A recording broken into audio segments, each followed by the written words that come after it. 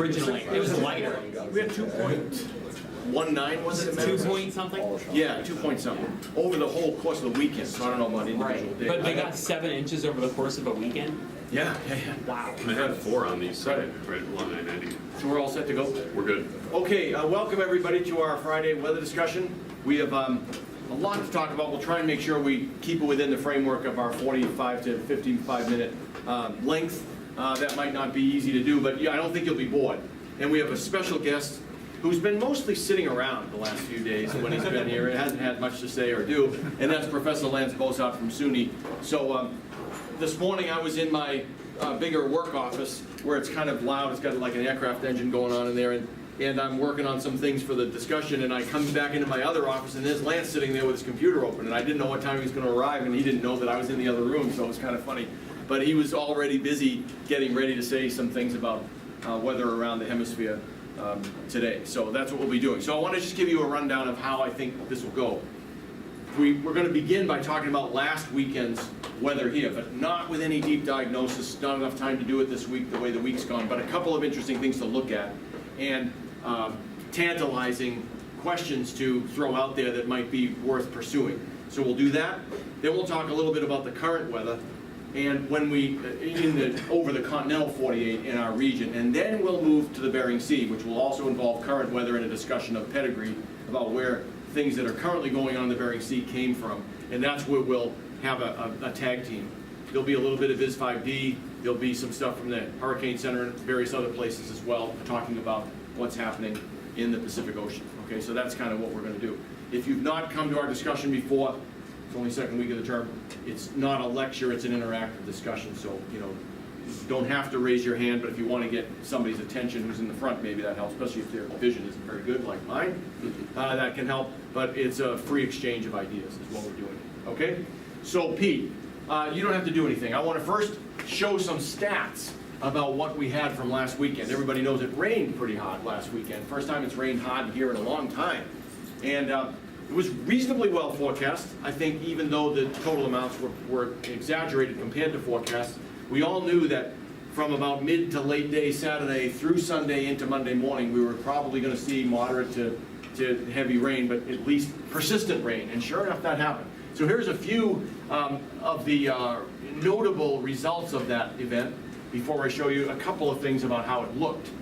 Near Elmwood Park in Racine County, they measured 6.75 inches of rain over the course of, on Sunday. Is that right? Yeah, on Sunday. And that was the largest single day total in that station's history. And you might say, well, so what? Maybe they put it up in 1980. Nope.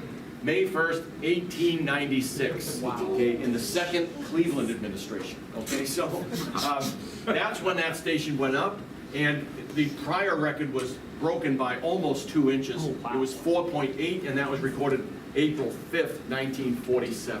So this is an exceptional rain event. One of the characteristics, this is just one example of that exceptional nature, one of the characteristics of the rain that caught my attention, and I think now it seems to resonate with a lot of other people, not any thunder and lightning all weekend long. So that gives you the idea that there's no free convection, and that probably means it was strongly dynamically forced, almost entirely dynamically forced. And to me, that gets me excited because that's cold season. Now you really get really strong dynamics, things get exciting that way.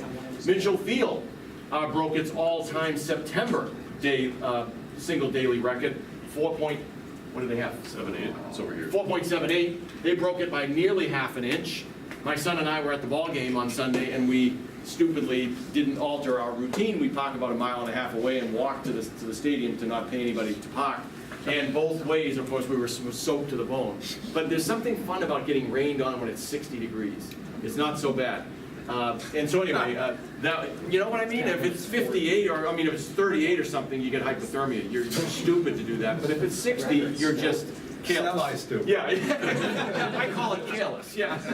So we had that one. So that's a remarkable. The previous date record for the date was under 3 inches. So this was really an exceptional event. And last Friday we talked about it in anticipation. We had a sort of a linear baroclinic zone on the southern end of a major complex up in Hudson Bay that was dangling across the Great Lakes states into Iowa and then southward and southwestward into Nebraska. not a particularly strong baroclinic zone, but not a weak one either, and it had some decent vertical structure. And then in the northwesterly flow in central and western Canada, it was clear there were going to be a couple of little disturbances that were going to emerge in that flow. We'll see better examples of those developments later in the term and certainly talk about them. These are upper level fronts, which Lance knows a lot about. In fact, some of his PhD work was about these things. And so they are vorticity producing features producing these upper vortices in the middle troposphere that can interact with baroclinic zones.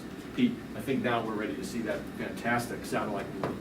This is a water vapor image that Pete put together for us over the week. So this is the large scale one. I think we're well past the Here's the event. start. Here we are at the beginning. So here's this linear, the evidence of a linear baroclinic zone.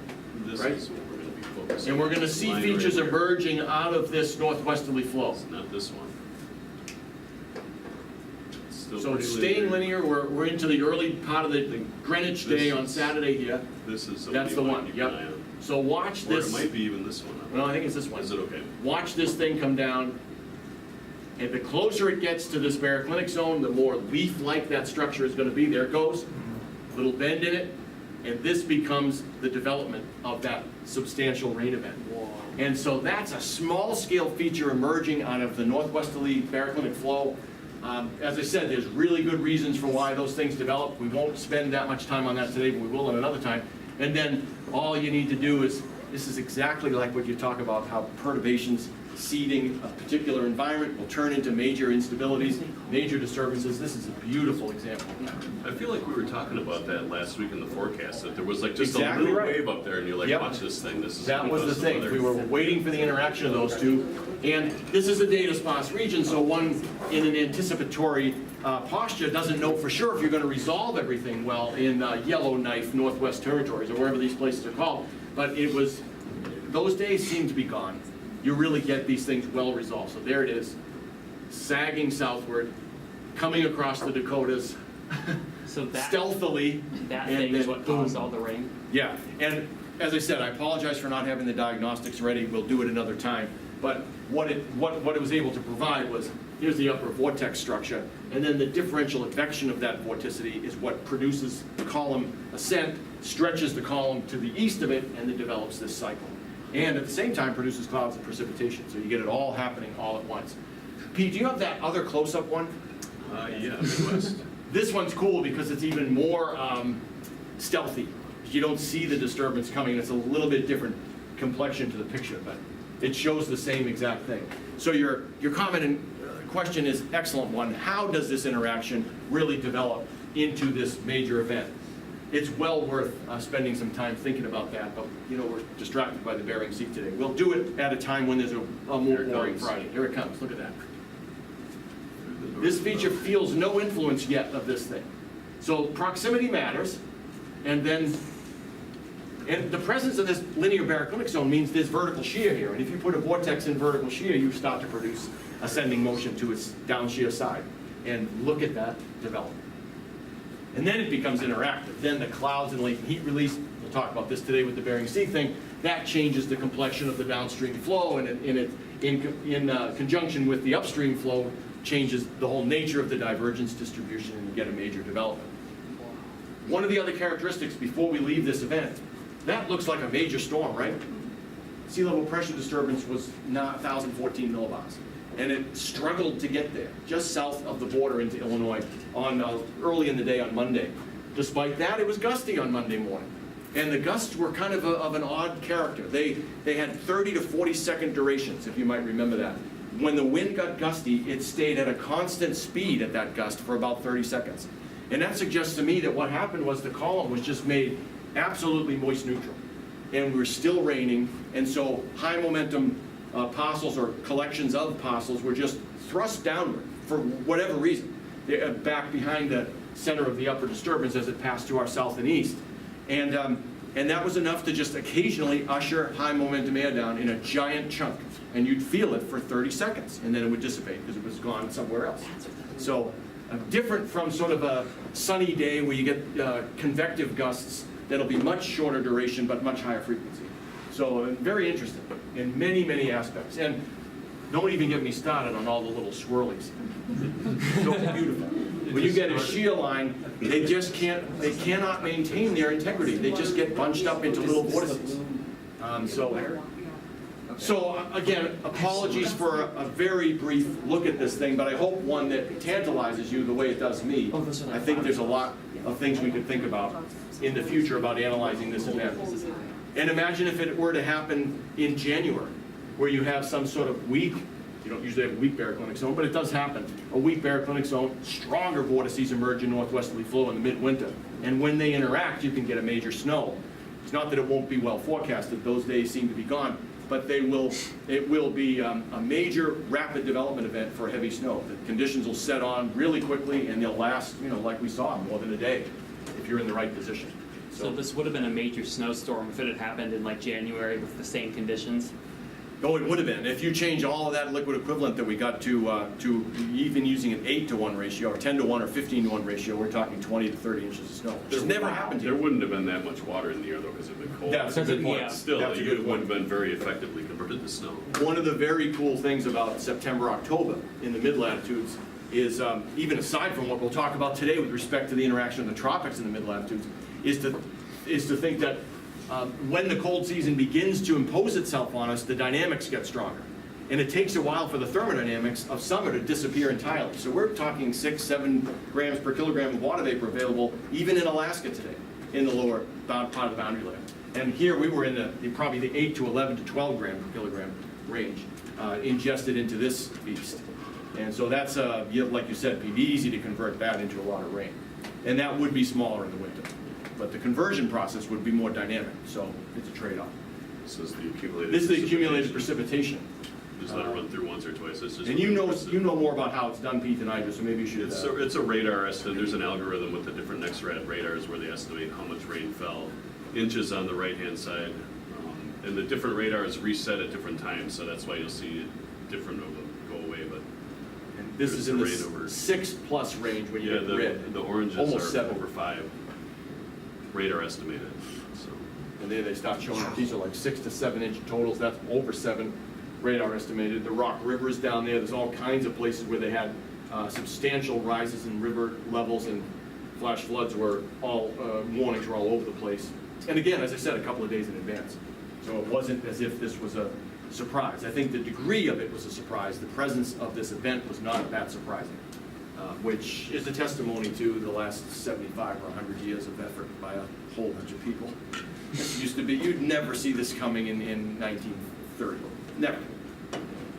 We live in a totally different world. John? Yeah. I was kind of wondering, in that cyclonic simulation that you showed before, there's a very beautiful image The first one? from SSCCES that has the smoke coming from the west coast engulfing into that system. I wonder if there was some cloud seeding from the aerosol that was getting pushed into our area. Excellent question. And it was around that same time. So Yeah, yeah, you so could totally say. I don't have a From loop the of that, south? but I saw the same thing. it comes from basically the northwest and it gets trapped into Yeah, the it jet. gets and into pushed this here. paraclinic zone first, and then it Yeah. gets wrapped into the disturbance. Yeah, so it's a great source of CCN that might not have Yeah. otherwise been there.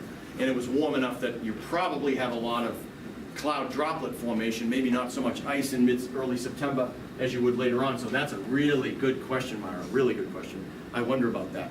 And if I could follow up, I sometimes wonder in the wintertime, in this portion of the cyclone where you've got descended stratospheric air, where the CCN density is way down, does that alter the microphysics in certain parts of the storm and force bigger particles or no particles at all? So that it's more binary in such a world. I don't know. PhD dissertation idea right there. Yeah, that's right. Got a question. Yeah, 'cause you could take the smoke out in one simulation and leave it in the control and see what happens.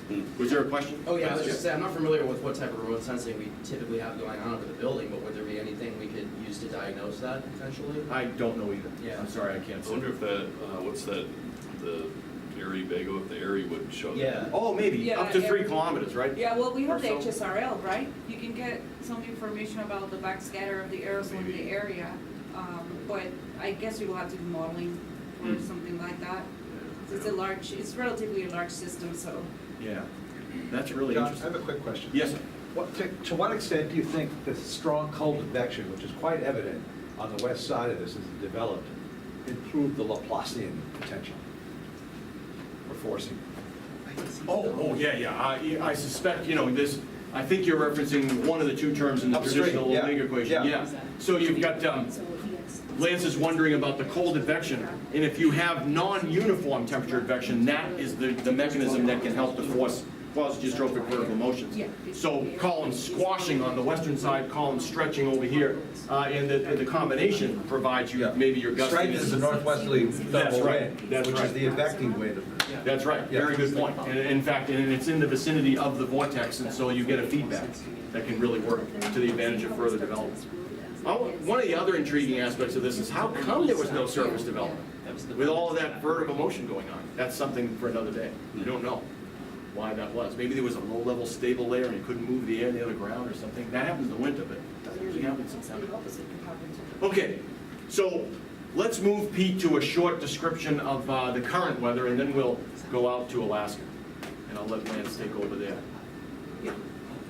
So we'll go radar, or where do you want to start? Let's, we haven't seen the current satellite movie, have we? I don't believe so. So let's do that. Yeah, the color viz is great.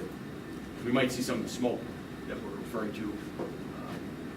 It certainly looks gray here. I'm not ready to say that's smoky, but I think it is.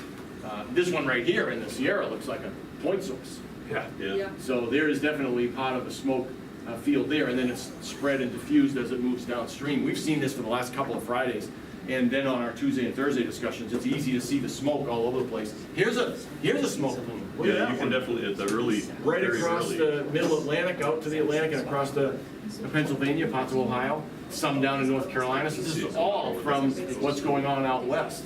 And then it gets caught in these little streams of deformed flow, and then you can see them. Okay, so that's pretty cool. Patrick Beatty in our 452 class was talking about on Tuesday this really substantial precipitation event that's going on over the Arrowhead in southwestern Ontario, well to our north, luckily. And that is a function of a initially weak development over the Dakotas, but the presence of a kind of stubborn baroclinic zone here that's been acted on by the flow around that disturbance. And so it's very strongly frontogenetical in southwestern Ontario. And what was the total, Patrick, on Tuesday? It was like 3+ inches of rain in some of those places, right? That was expected. I don't know if that's quite become the case, but we'll take a little bit of a look at the structure of that thing, and then we'll see what else we can find before. We're not going to go to Alaska yet. We'll just see what's out on the west coast as well. So that's this is one feature of particular interest that we'll see reflected both in the thermal analyses at various isobaric levels and the radar. So let's take a look at the radar next if we could. Scott Lindstrom says, yeah, it's smoke. Oh, it is, okay. Yeah. John Patrick and I were talking the other day about, I have a picture on my phone 2 years ago today, Yeah. the sunset completely ashed. Oh, is that red. right?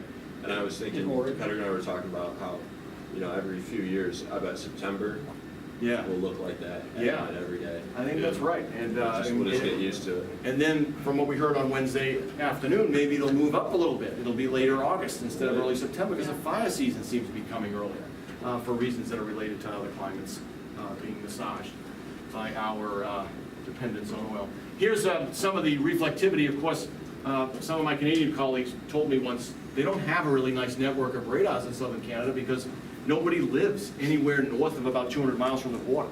So the Canadian government's been stubbornly refusing to invest in that. I think you can see there's a fake northern line of this. I don't think that's where it actually ends, and we'll be able to have some sense of that from surface observations. But this is a decent precipitation, moderate precipitation patch going over the Arrowhead, and I presume it's continuous into southwestern Ontario, and they may be broken up a little bit as you go towards southeastern Ontario. And then a little bit of a line of unsettled weather across Iowa and eastern Kansas. We'll see if that's related to any structure that we can discern. And then widespread, but not particularly well organized convection, surprisingly all the way off the coast of Florida, not inland. So that's interesting. And then some scattered convective cells along the Texas Gulf Coast. Those storms over like Nebraska were pretty strong yesterday, I think. These here, this what's Yeah, left like here? in the evening, they were like over central Nebraska. Hmm. I don't know what that's part of. Yeah, we'll see when we go to the upper level charts, I think, in just a second. Okay, so can we look at the surface OBS map, Pete, the big one, so we can peek across the border into Ontario and just get a sense limited though it will be from this, whether or not it's raining beyond the border. I think that it probably is. Yeah, a couple of obvious reports, Thunder Bay, and I don't know if this is Timmins, and then a couple of other places in Ontario. So it's raining where we might have expected. It's the same in Manitoba. So it's raining broadly north of the Minnesota border with Canada, and then moderate rain near International Falls, to the west of International Falls, and light rain in Duluth. It's actually a summer day in Duluth. Right? 58 over 56 and drizzle. Hey, let's have a party. That's pretty good. So it's raining broadly in that region, as it seemed to be reflected in the radar. Let's take a look. I don't want to take too much more time. John, is that the difference between flow off the lake and flow off the peninsula, 70 versus 50? Oh, yeah, absolutely, absolutely. This is off the land. It's not Ironwood. It's to the west of Ironwood, and yeah, that's off the lake. Lake Superior is deep, cold, and it never warms up. My family used to camp up there in August, and one year we decided to go in June, and it was foggy pretty much the entire trip. Yeah. When you had easterly flow off the lake, it was, yeah. So Yeah, we never went miserable. June again. That's like Boston. Yeah, that's right. Those miserable days at Fenway Park, the Patriots Day game is miserable if you get the wrong kind of wind. It's really cold. Yeah, so Lake Superior, I never heard anybody say this. I think I did though. It's like a German philosophy professor. Deep, cold, and it never warms up. So, okay, let's. So John, Yeah. I was just going back to the OBS map, just looking at the wind, you know, we have this southerly flow across like Yeah. Wisconsin, Yeah. Minnesota. But if you look at eastern Canada versus central Canada, you have purely westerlies, and then you have the deformation that is just in the surface OBS. Yeah, that's I right. wish we had a little bit further north, but Yeah. the temperature contrast, just the frontogenesis. Yeah, very strong frontogenesis, even implied by, that's a great observation, by this large collection of observations. We've got 64 degree dew point, 77 degree temperature, everything's southerly. To the eastern part of Canada, everything's to the east, light, but to the east, and everything here to the east and to the west over here. So one gets the idea of a big deformation zone sitting on top of the Baroclinic zone. Yeah. And that's why your precipitation is. We'll see it better at 850 is my guess. That's an excellent observation. Okay, let's go to 850 next, Pete. Focusing on the game in town, and of course we use the super. So 12 degrees at International Falls, 6 up in central Ontario. The analysis makes it look wimpy, but that's a 90-degree wind shift and a 6-degree temperature contrast. And the warmth at International Falls is buffeted by warmer air to the south, so that's a very strong temperature contrast region, and then it's a sausage maker, a deformation zone there. And it's even stronger to the east. In this location, stronger temperature gradient and really strong deformation across far southeastern Ontario into the Toronto area. So one expects the cloudiness on the eastern portion is related directly to that frontogenetic activity that's implied there. It may be at a higher level that it's even more intense. So let's try 700 millibars. Before we do, Pete, sorry. Strong southerly flow feeding this engine for the production of vertical motion. Let's just quickly say, if you're tightening the horizontal temperature gradient, thermal wind has to get stronger. And if the thermal wind gets stronger, you have to have a secondary thermally direct circulation as a response to that. And for reasons that get explained in a variety of classes. And many of you are in that path, so you'll find that out. Let's go to 700, the most often neglected isobaric I map. beg to differ, I think 400 is. Oh, 400 is, but we're the only Seven's place that close. has it, because we want to see upper fronts. Yep. Weaker temperature gradient at 700, so this is all kind of low to the ground, and it kind of comes back to Andrea's point, that even at the surface, you saw a better kind of setup for the deformation type frontogenesis that's probably driving that precipitation band, so that's excellent. Uniform temperatures in the single digits above zero until you get down to the Panhandle and further south, so very interesting. All the way down to the Gulf Coast.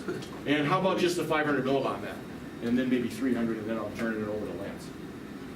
500 millibars. This is September 16th. This looks like July 16th. I mean, the jet, if you think about the geopotential height gradient in its tightest band of intensity, it's all the way out of the United States and into Canada. So this doesn't look like September 16th. It's just not cold enough. Yeah, and I didn't bring my cold pool stats for this year. I stopped keeping track of the aerial extent of the 850 cold pool on September 1st. I mean, I paid attention to it on September 1st. And to this date, to the 12th, through the 13th, We had the third warmest first 13 days of September for the hemisphere since 1948 at least. So it's a really incredibly early warmth. And it doesn't look, I'm going to give you a little hint about what we say in the forecast, it doesn't look like that's going to change. So I'm now gunning for, amazingly, I'm gunning for the warmest September of all time, hemispherically by that measure, which usually I'm not in favor of that. I want it to get cold. But if we can break a record, I like to collect hardware. If we can break a record, I'm interested in it. So we'll see if we can. One last thing, let's go to 300 Pete. And we'll see that the jet core is reflected by that same position. We saw this with respect to the 500 millibar geopotential line. This is the wimpiest jet structure you'll ever see in the middle of September over North America and adjacent waters. Wimpy. In fact, one more. Go to 200. What kind of jet is this? Is Greg Tripoli right that most of the summertime jet structure is just the subtropical jet displaced toward the pole? He may be right. Certainly this one, there's good reason why that might be true, because the tropics have just made it to the Bering Sea. But over here, one gets the idea that maybe a subtropical tendril here, and this is the weak upper portion of the polar jet, but it's weak. These are undersized lobster jets. You Yeah, throw 'em that's back. right. It's a culled lobster, one with one arm, throw it back, or sell it for half price. So, is that the jet wrapping around that bridge pretty anomalous if you're hopping the jet basically going west, south of that? Yeah. This northwesterly flow here? Yes, what? Oh, this one here? No, below. It's below, Oh, this right here? No. right there. Oh, right here? Where it goes westerly. Basically going I west. think it's because you've got a, it's probably unusual to have this kind of a structure high over low at 200 millibars. And so this is a wind speed of 90 miles per hour at about that level, or 90 knots. Yeah, it's probably a little bit unusual, but I couldn't even find it because I was drawn more to this, because this is more dynamically interesting, so sorry about not seeing it. Yeah. Greg is watching on the stream, by the way, and he said, haha. This whole thing is related to what's going on in the Bering Sea, and I want to turn our discussion over now to Lance. Greg wants to put up his jet stream animation real quick. Okay. Like, what's geopotential? I thought we stopped making these. Is it not that complicated? So he's not So here if to it's- tell us what we're If looking it's at. pink on the bottom, that's probably subtropical. That's the tropical area. Yeah, Tropical so- UV coming up. That means this isn't, but it doesn't look like that's quite right. It looks like, to me, like it is from other ways of looking at it than just this. What's the time period? Oh, okay. That's starting at I see. Yeah. 6Z and going out the next Yep, week. yep. So- And here's the hurricane bump right there. Yeah. So it's a wind speed, a 40 meter per second wind speed colored by the potential vorticity or the negative potential vorticity in the southern hemisphere. That's forecast. So, All right. Lance, I'd like you to show us what you've got on the Oh, North okay. Pacific. Yeah. And this is the hand of God. You can use this to point stuff out with, or whatever you'd like. A pointer on the end of a pointer, imagine that. Amazing. Oh, Lance and I got our hands on a moon rock this morning. Yeah, over in the Geology Museum, thanks to Katie in 452. So yeah, and several of us did. Very awesome. Go ahead and Yeah. drive it. So, another worldly discussion today. Okay, well, I baited my two PhD students this morning. They can't help themselves, they always take the bait, in there about what's going on in the Pacific. And I'm gonna show you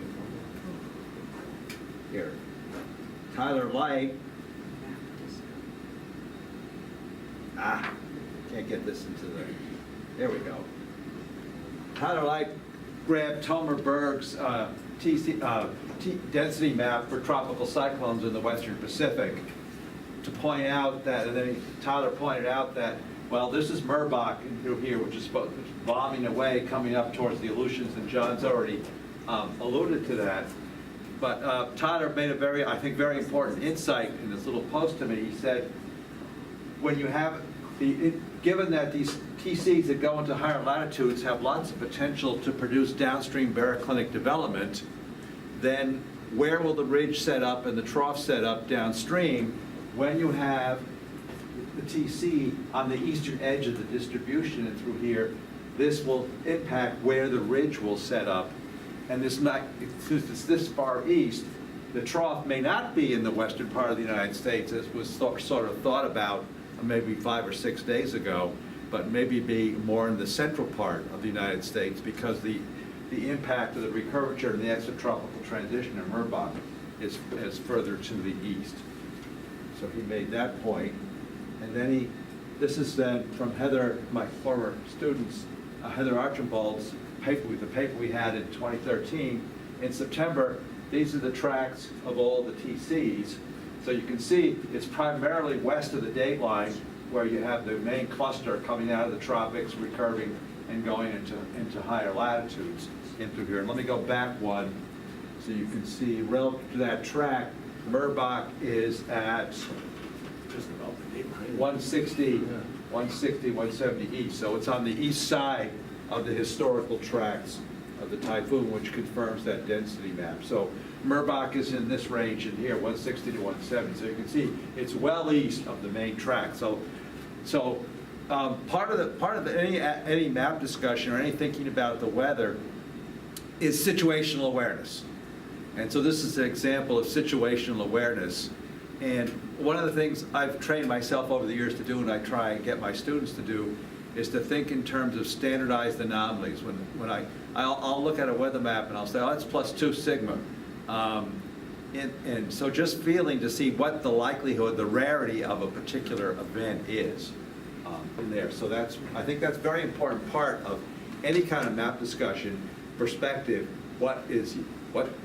for relative to climatology, what kind of phenomena are we looking at? Like what John described clearly when the little mesovortex that blasted you guys and through here, that's not just like plus half a sigma. That was like a 2, 3, or 4 sigma type of event. So I think it's very important to appreciate those kinds of issues. Now let's see if I can find the other thing. Come on.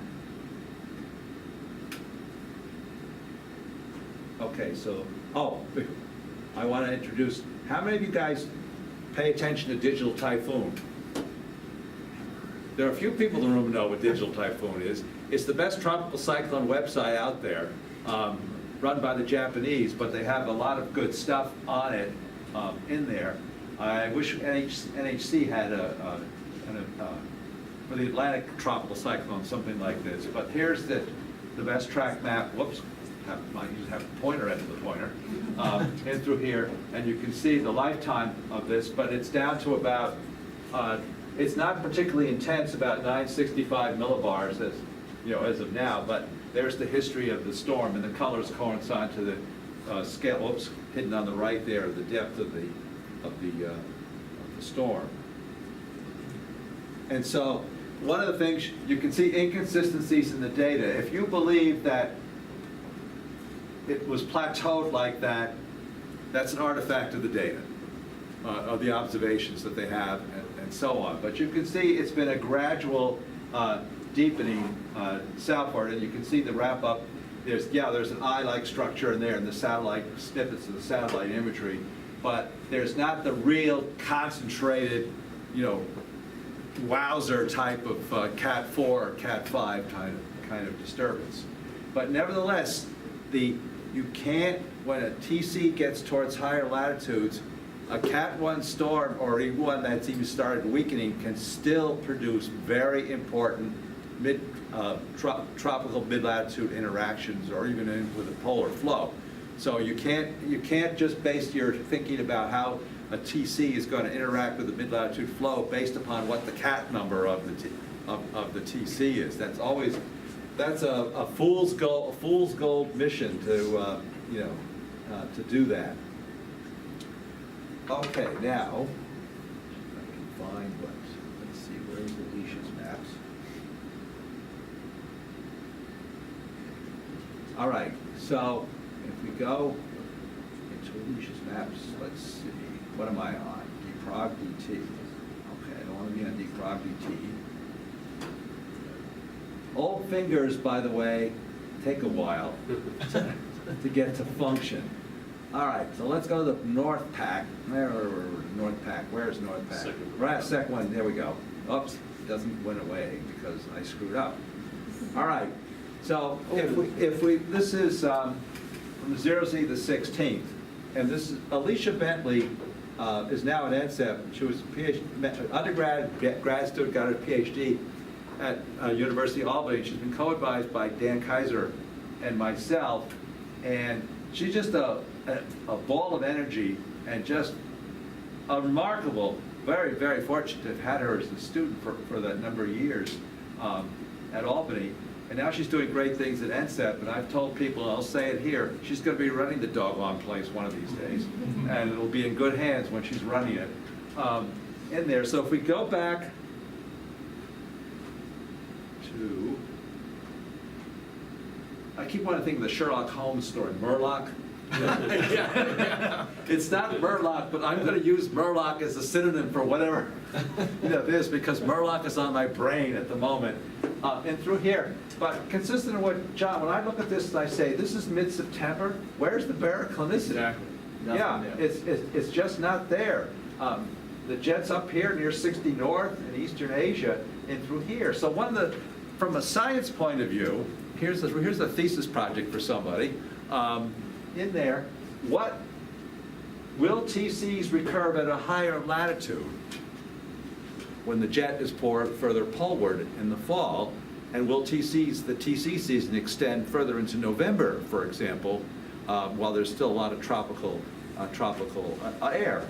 So if you recurve at a higher latitude, then, all right, what are the implications of recurvature at higher latitudes and extratropical transition at higher latitudes in terms of what happens locally and downstream? I think these are science questions that are worth pondering. And one of the benefits of any kind of map discussion is to think about what are the science opportunities. In other words, it's not just a description of the weather, what's going on, but what are the physics? What's the dynamics? What's going on? What are the science opportunities? And over my career, easily 75% of my published papers originated from something I saw happen during watching the weather, and asked, what the heck? I may have used a stronger word, but anyway, but that's basically how one gets an ideas for doing research and things, by paying attention. It's all about paying attention and sort of seeing, okay, that looks like a 2 sigma kind of evolution. Why is that? So learn to think about the atmosphere in terms of standardized anomalies. And it really is, I think, a lasting lesson that can be there. So as that goes northward, you can see what characteristically happens in there. Watch there's no real strong jet. There's just a little area here, the 60 meters per second range in through here, but watch what happens as that jet grows, as that input gets towards, the TC gets towards higher latitudes. And it's like the classic example. You ever see a cat arch its back, especially if it sees a dog? Well, the jet arches its back too in an anticyclonic curvature in response to, look at this strong warm advection on the poleward side of the system as it's starting to go the extratropical transition process. And then that leads to a strong jet in northwesterly flow, and then it's off to the races downstream. So we're about out of time. So keep going. in here, so this is the kind of thing, and you can see it just folds up, deep, very, very deep low down about, what was the minimum pressure? 976. I counted this last night. So did I. Yeah, we have similar, it doesn't matter what state we're in, we have these similar peculiarities. Just start counting isobars. But I had to take my glasses off to keep counting down here. I got down to 932 in one of the times. And of course, that's going to be an overestimate anyway. But if you've got a 932 cyclone running amok in the North Pacific, there's going to be interesting downstream responses in that.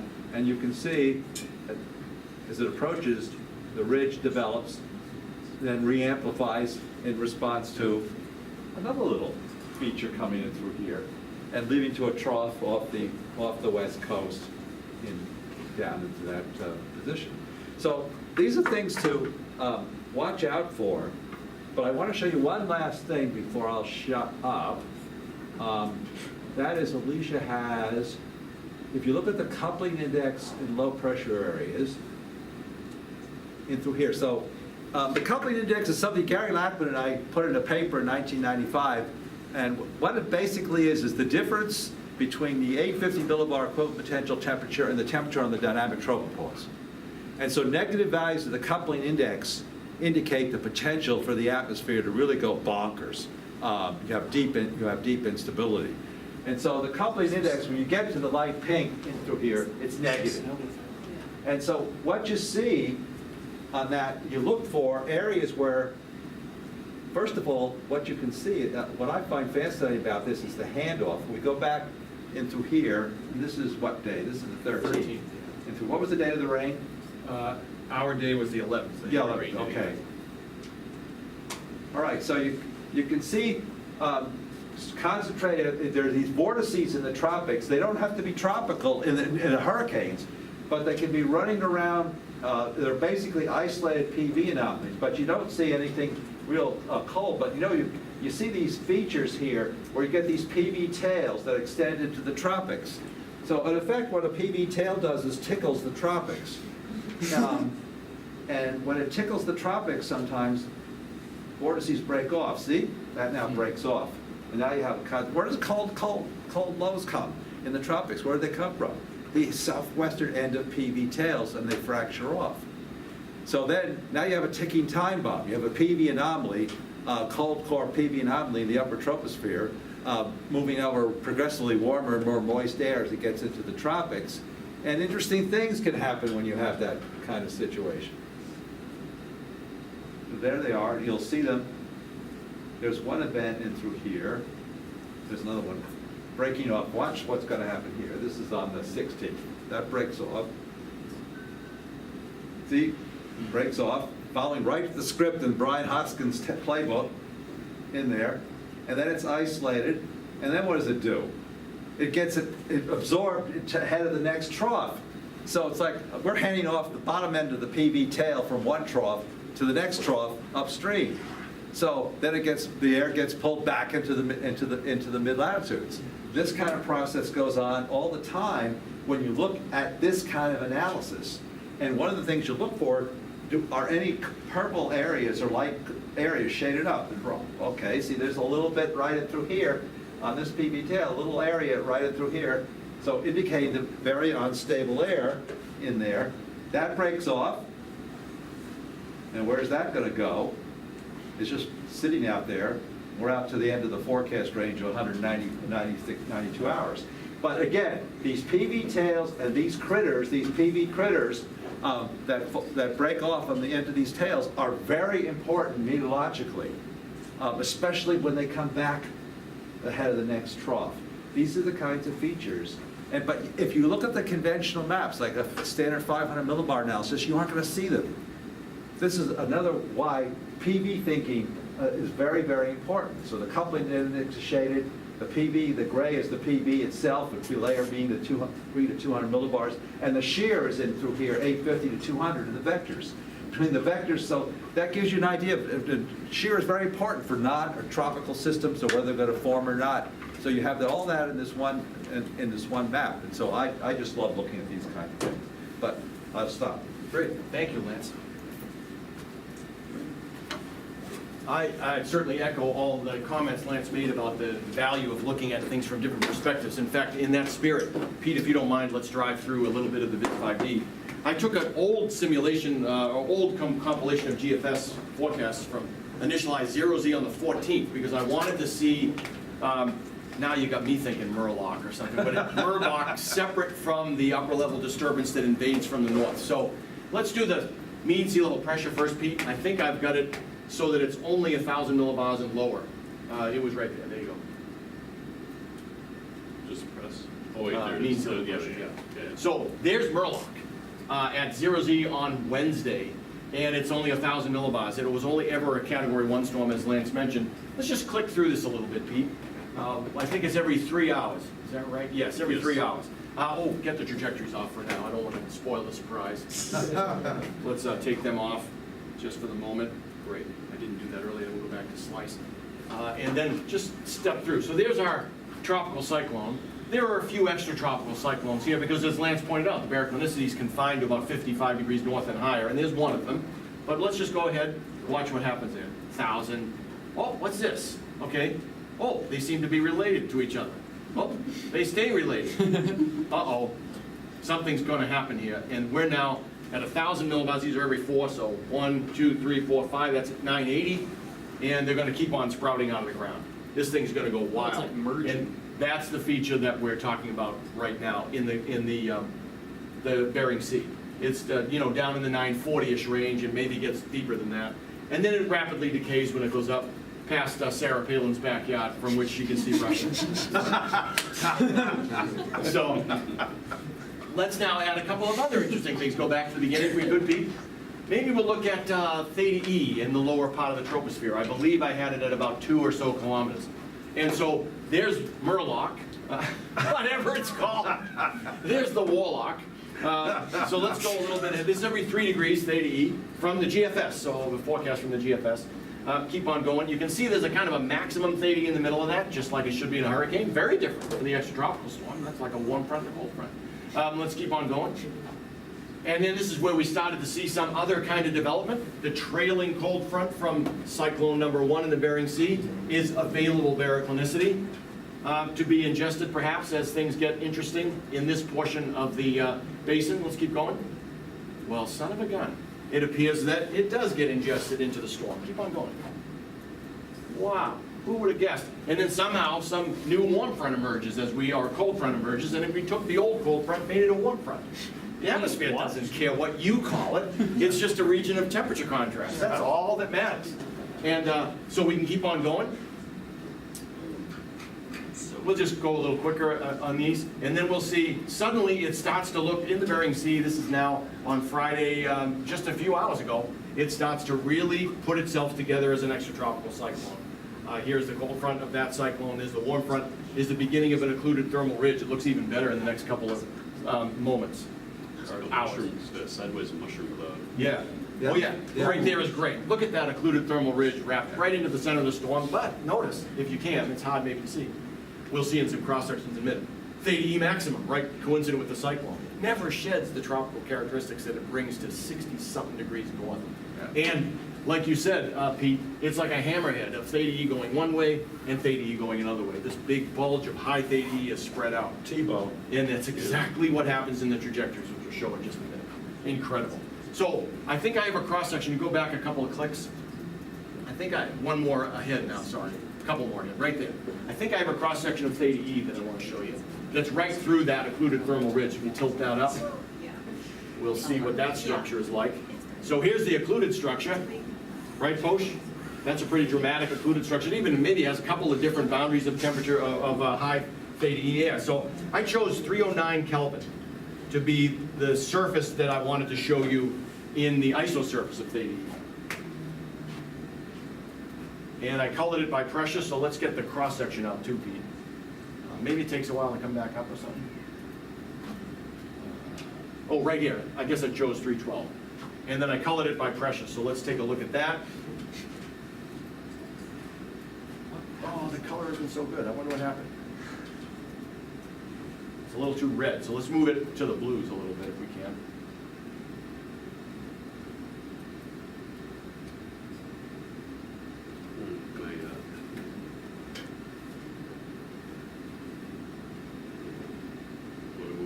Yeah, I like that. Thanks. Keep on going. Yeah, perfect. I like that. Okay, let's take the sealable pressure off and the cross-section and Theta E, so we only see one thing at a time. That'll be very helpful. So this is a surface of Theta E where everywhere on the surface the value is 312 Kelvin. So let's kind of go through space here and kind of tilt it up and so on. And it's colored by pressure. So where it's red, the pressure is high. And so you can see this really interesting structure. I mean, if you're going on a hike, you'd like to be in this kind of canyon, wouldn't you? There's not just a deep canyon, but it wraps around and ascends. Absolutely gorgeous structure. And I've got some trajectories that I want to show you quickly. Go to the top view. And this is when the storm is pretty deep in the Bering Sea. Let's go back to the trajectories and put them on. I think it's 2 and 4. Yeah, I guess it is these. 1, 3, and I guess 4 it is these, also. yeah, okay. Let's just use them. And then before we animate, though, get back to slice. And then animate those trajectories. And we'll see what's going on here in this storm for a minute. So they're all coming from a particular region, and then they bifurcate. So if we take the surface off, you can see that bifurcation. So here they come. boom, go in different directions.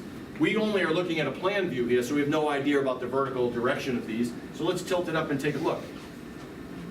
So, whoa, this one here that turns cyclonically rises dramatically, and this one that turns anticyclonically has almost no ascent at all. One member does late in the forecast, it's way out there.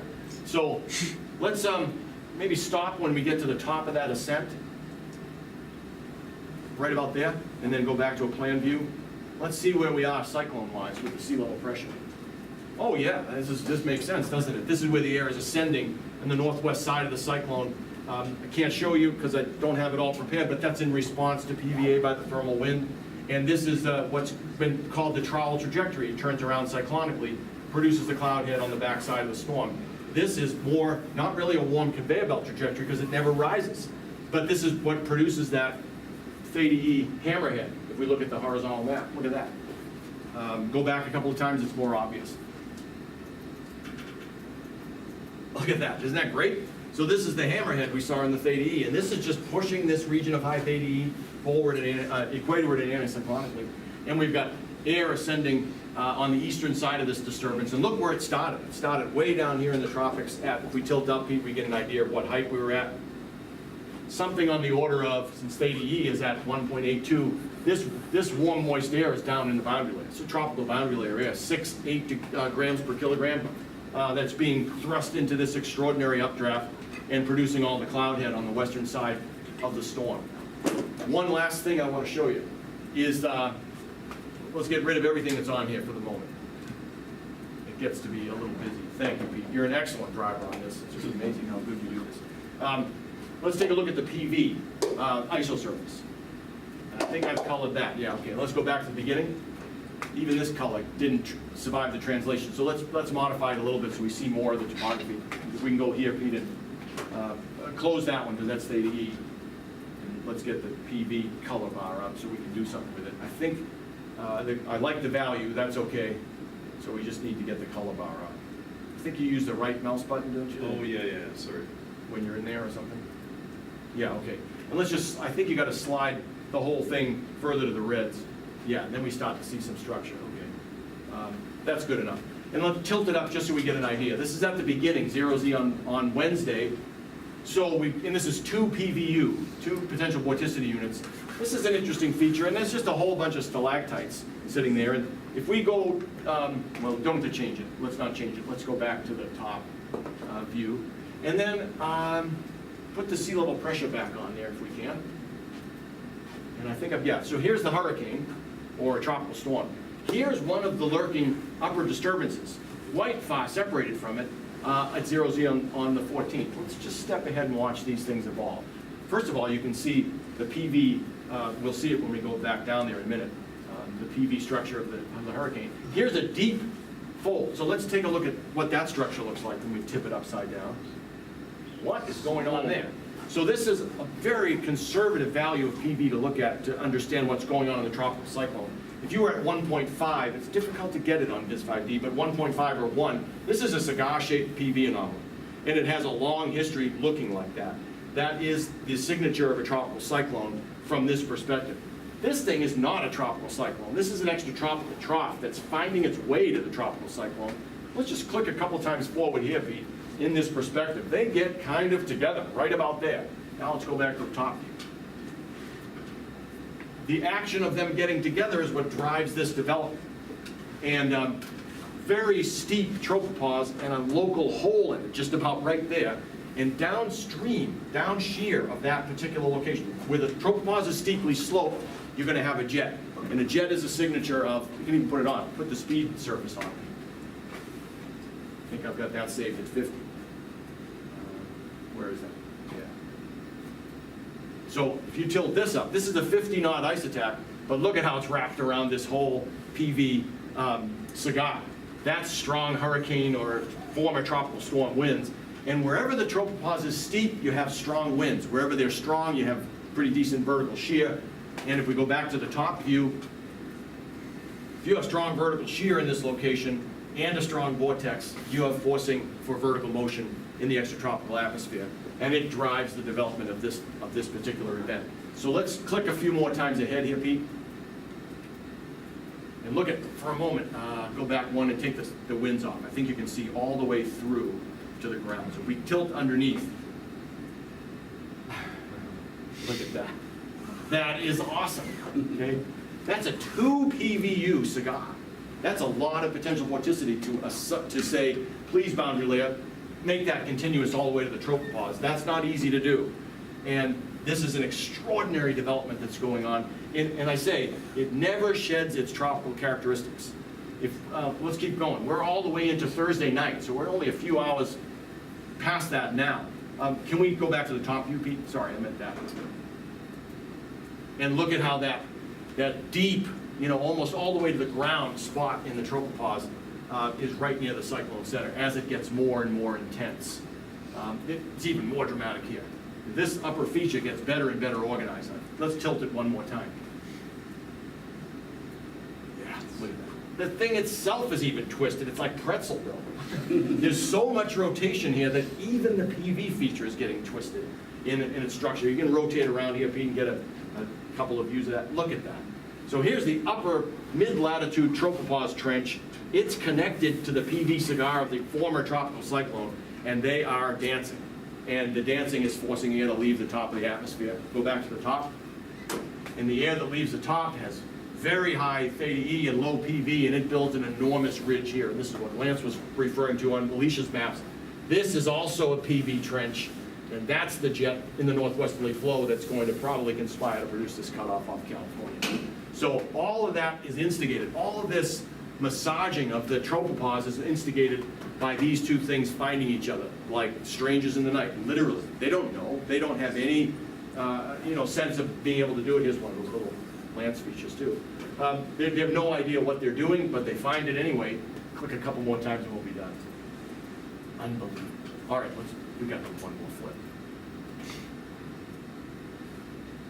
Look at that. That's incredible. It is starting to recede. Here's a signal, I think, that it's finally going to start to lessen, and probably because it finally has exhausted all of its tropical characteristics. If we go back a couple of times, Pete, for one last illustrative thing. I'm sorry to keep doing that. But let's go, no, one more, right there. And let's tilt this up. Okay, let's go back to the top view and take a theta cross-section right through the heart of this thing. So I don't care what direction, we can go right like this. So cross-section and just dry potential temperature. Yes, I'll put my stick on. If this still has tropical characteristics, there should be a warm anomaly in the middle, and it shouldn't just be at one level. It ought to have some vertical continuity. So let's see what that looks like. Pretty good. Okay, that's perfect. And then take everything else off, so all we're looking at is the theta and the vertical cross-section. And then tilt it up. It's going to be the wrong contour. Yeah, we'll do every... Oh, wait, no, it's every 3. Yeah, every 3, okay. And son of a gun, that is a warm anomaly that goes from the ground all the way to the tropopause. Tropopause indicated by the place where suddenly the stratification gets stronger. That's the warm anomaly in the middle of this storm. It's no longer perfectly vertical. It's tilted over, and that's characteristic of it being under transition. But it stubbornly lets go of that tropical characteristic. And this is one of the really interesting aspects of this development. Look at this extratropical upper front that's involved. Here's another one. They're in 2 different levels. They're trying to get their act together to destroy this structure if that's what they care to do, and they can't do it.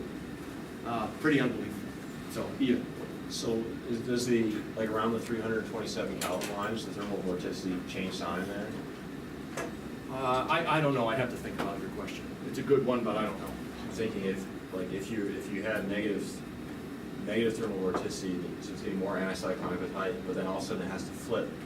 The vertical, the change in vorticity with depth that is being acted on by the shear is extraordinary. Oh yeah, the Does that gradient. make sense? The gradient, yeah. Anytime you can increase the gradient is what you want to do. Pete, let's try and put PV on here in a cross section. And we'll do it every half unit, or every 1 unit. That'll be the last thing. Because you can see what the structure is and how it's coincident with the warm anomaly. Maybe we'll see some evidence of some other aspects of stronger gradients in the vorticity, like you're pointing out here. All right. And then every 1 will be great. Okay, let's see what this looks like. Yeah, so here's our PV tree trunk, and it's perfectly coincident with the warm anomaly. And the gradient's really strong in the vicinity of this part of the tropopause and at a different elevation than where it is at this part of the tropopause, which is kind of interesting. So this is kind of where I see the mid-latitude tropopause, and this is the residual of the tropical structure that was inherited by this development. And the atmosphere finds a way to deal with the tossed salad. In this case, a very dramatic result that will hopefully not be dangerous to anybody. I hope they've had enough warning to get out of the way. So, that's all I have. Any questions or comments? Rain for the Badger game Anything tomorrow? else? Huh? Rain for the Badger game tomorrow? Doesn't matter. No, sorry. Maybe I spoke out of turn. I didn't even think about the forecast, to be honest, so I don't know, and I don't want to hold you here while we kind of do it. 15% chance so. tomorrow. How much, 50? 15 according to the Weather 15. Channel. That means not, right? Okay. Right. That's so low, though, it's hard to see how far it leans off the dashed line. Has the coach called yet, called you up, John? No, that only happened once, and I was wrong. So, yeah. That was that UNLV game. Andrea, somehow I have a memory of you being not involved in it, but there was something about having maybe just met you or something. Anyway, Andrea Lopez at the time makes me think of that UNLV game. I told Alvarez 2 days before, oh, don't worry, it's going to rain later in the day. He comes out onto the field and it's raining, or out of the locker room, and I saw him and he says, hey, how about that rain? And I should have said, how about that 19-12 loss to an unranked team? But I didn't have the chance. Is that why he only called you once? Yeah, that's pretty much consistent. All right, we'll see you all next Friday. Thanks a lot. Thank you, Lance. Thank you, Pete.